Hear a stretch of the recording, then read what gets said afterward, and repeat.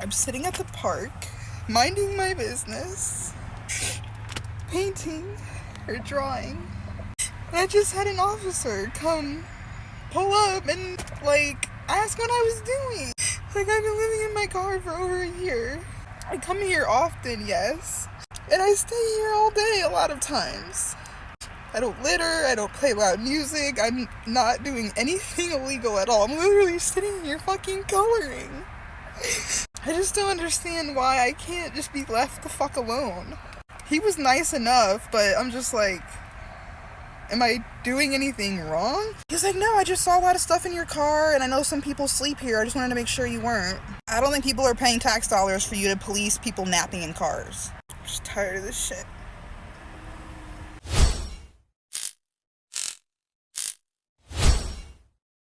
I live in my car, and one of the biggest mistakes that people make, including myself, is that you turn the heat on a lot when you go to bed because you know you're going to sweat when you sleep. And I often wake up in the middle of the night sweating, and I'm barely wrapped up right now. So basically what's going to happen is it's hot in here. I have to have the window cracked a certain amount, and I'm basically baking myself. Well, it's going to get really cold tonight, and it's going to feel it in here, and then I'm going to have to wake up in the middle of the night cold. And sweat first and then cold later.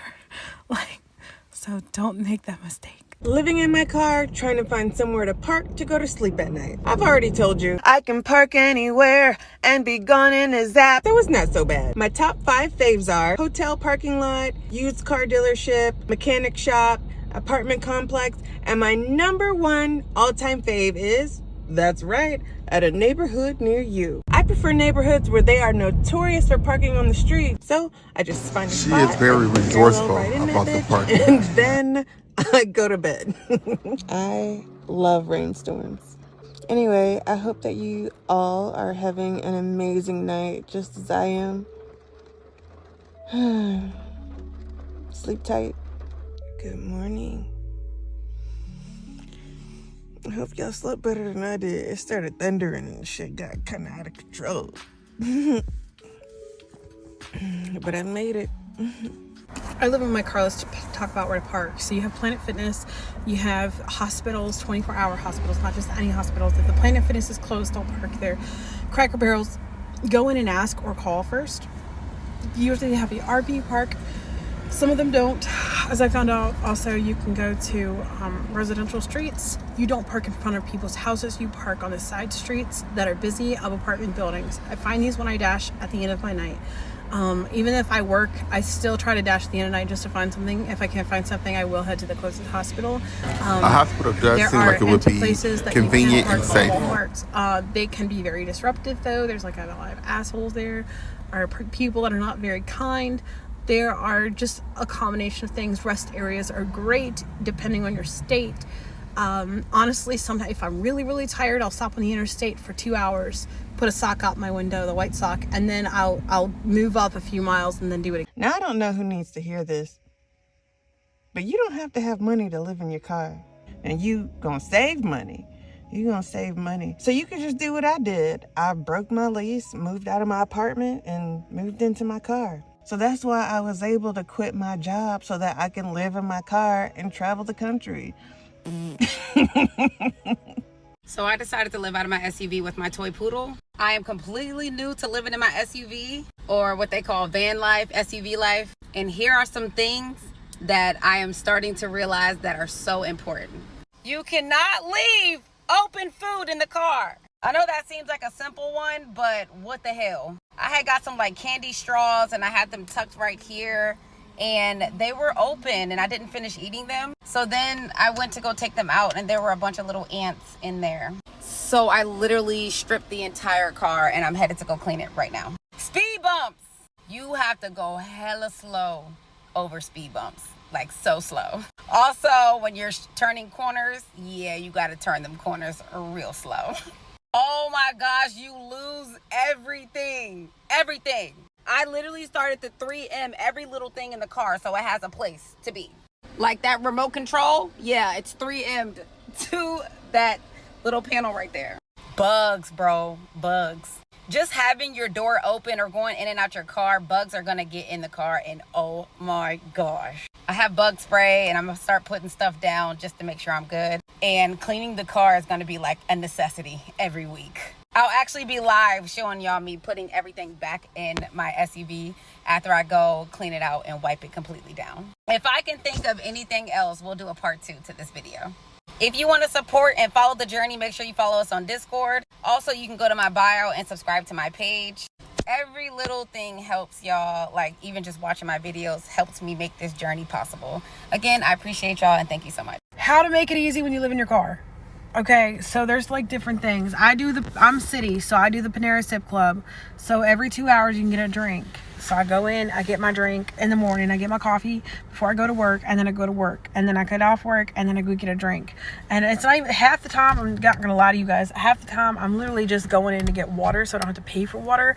Anytime that I'm on the interstate and I go to any of the rest areas, I go and fill up my water bottles. Anytime I go to Planet Fitness for the night, I go to Planet Fitness to shower. I also use the gym while I'm there, as long as I don't work, because work is like a workout for me.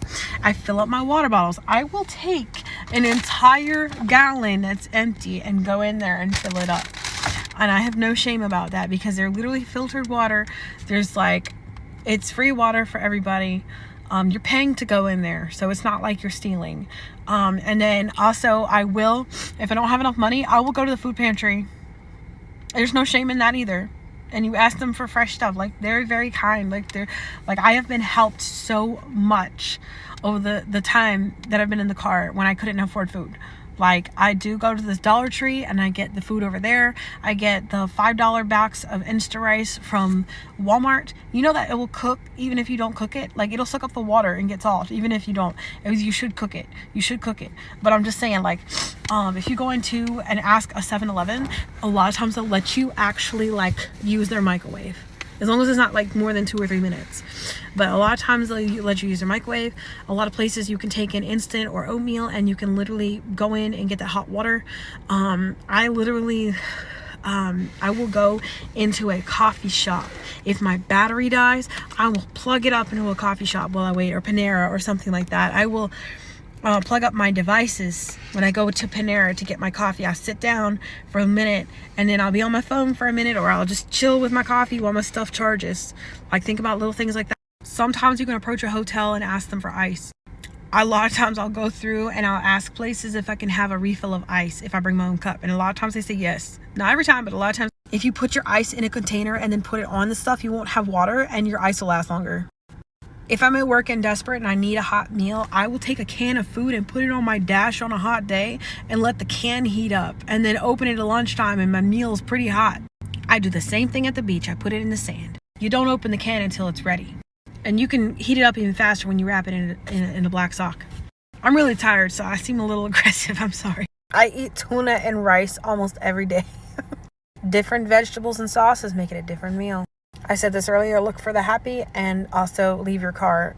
Park in the shade. If you have to park risky, arrive late, leave early. If you know you're going to eat it today, manage your special. Don't be afraid to ask your community for help. Be safe, guys. I'm sleeping in my car in a random nice neighborhood tonight. Let's get ready for bed. I like to park next to other cars that are also on the street so I can kind of blend in, and I also like to park under spotlights as well. Pull up my foam pads for my bed so I can reach the storage underneath my bed, so I can grab the windshield cover and the window covers. Then I put the bed back together so I have somewhere to sleep. I just got some new temperature cooling sheets too. Let me know what you think. Did some crappy transitions on putting up the window covers, put up the windshield covers as well.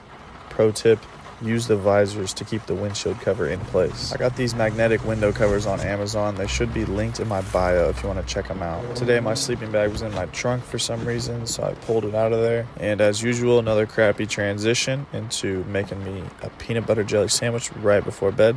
This is one of my favorite snacks on the road because it's just so quick and easy to make. I use this portable charger to stay juiced up during the night because I do not sleep with my car on. I don't want to get monoxide carbon poisoning. This is what the car camper looks like when it's all said and done, and I'm ready to go to bed. Good night.